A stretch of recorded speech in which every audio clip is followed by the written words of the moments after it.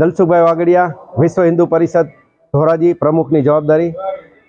અત્યારે કોટેશ્વર મંદિરે આવનારી જન્માષ્ટમીની શોભાયાત્રાની તૈયારી અમારા વિશ્વ હિન્દુ પરિષદના કાર્યકરો, બજરંગ દળના કાર્યકરો ધામધૂમથી કરી રહ્યા છે।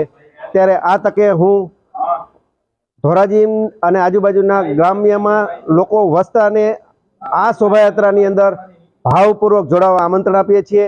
અને બીજું, આ વખતે શોભાયાત્રાની અંદર જે લોકો ટ્રેક્ટર શણગારે, પ્લોટ શણગારે છે, વિવિધ પ્રકારના જે ગાડીઓ શણગારી અને શોભાયાત્રામાં ભાગ લેતા તમામ યુવાનોને હું પણ એક આમંત્રણ આપું છું। આ વખતે આપણે વિશેષ ખાસ કરી અને વધારે સારી રીતે આપણે આ શોભાયાત્રાનું આયોજન કરી શકીએ।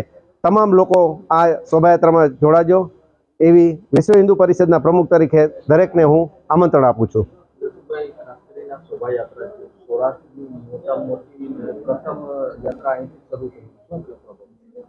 મને યાદ છે ત્યાં સુધી 1981 થી ધોરાજીની અંદર શોભાયાત્રાનું પહેલી વખત પ્રસ્થાન થયેલું અને આ શોભાયાત્રા ગુજરાતની અંદર જન્માષ્ટમીએ નીકળતી પ્રથમ શોભાયાત્રા હતી।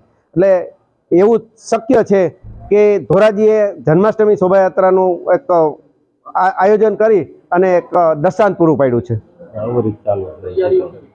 અત્યારે અમારા બજરંગ દળ અને વિશ્વ હિન્દુ પરિષદના યુવકો પાછળ તમે જોઈ શકો છો, ધજા પતાકા લગાડી અને ઠેર ઠેર ધજા પતાકા, રંગોળી, સિરીજુ, રોશની વગેરે શણગારી અને શોભાયાત્રાની અત્યારે પૂરજોશમાં તૈયારી ચાલુ રહી છે।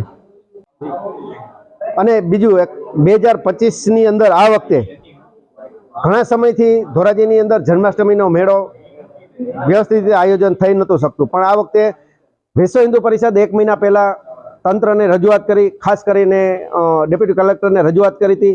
સાહેબે પણ પોઝિટિવ લઈ અને આ મેળાનું ગ્રાઉન્ડ સરસ કરેલું છે અને તેમાં આ વર્ષે ભવ્ય મેળાનું પણ આયોજન થઈ રહ્યું છે। અને હું ખાસ આભાર માનીશ આપણા તંત્રનો અને જે કોઈ અત્યારે સત્તાધીશોનો, એને ખૂબ મેળા બાબતમાં પોઝિટિવ લઈ અને આપણો પરંપરાગત ઉજવતો મેળો ફરીથી ધામધૂમપૂર્વક ઉજવાય એવું વાતાવરણ ઊભું કર્યું છે।